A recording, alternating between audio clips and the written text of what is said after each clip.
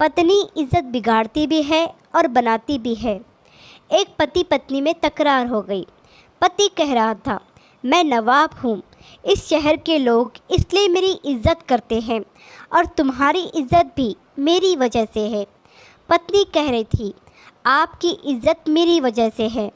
मैं चाहूँ तो आपकी इज्जत 1 मिनट में बिगाड़ भी सकती हूँ और बना भी सकती हूँ। नवाब को तैश आ गया और बोला, ठीक है, दिखाओ मेरी इज्जत ख़राब करके। बात आई गई हो गई। नवाब के घर शाम को महफ़िल जमी थी दोस्तों की।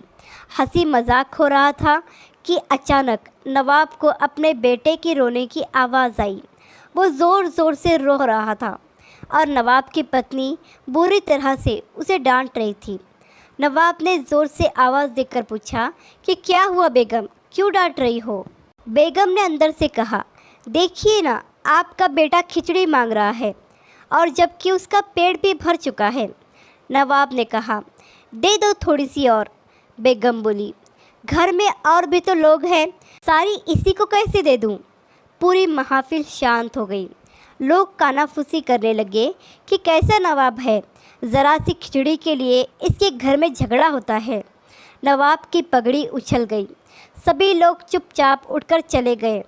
नवाब उठकर अपनी बेगम के पास आया और बोला, मैं मान गया, तुमने आज मेरी इज्जत तो उतार दी।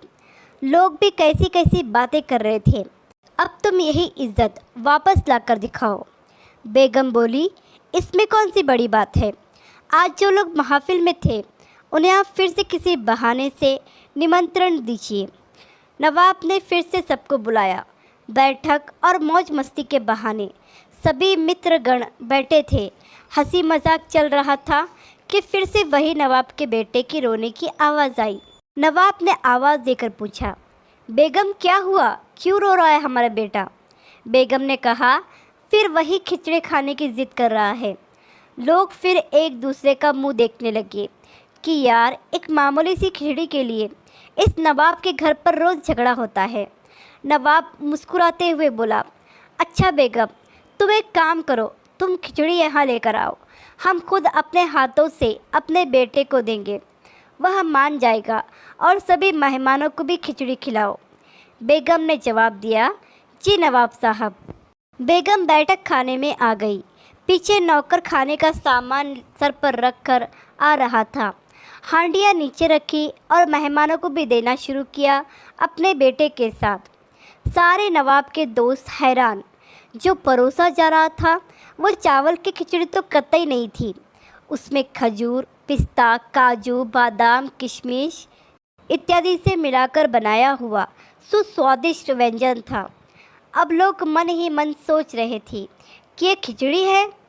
नवाब के घर इसे खिचड़ी बोलते हैं तो मावा मिठाई किसे बोलते होंगे? नवाब की इज्जत को 4 चांद लग गए। लोग नवाब की रईसी की बातें करने लगे।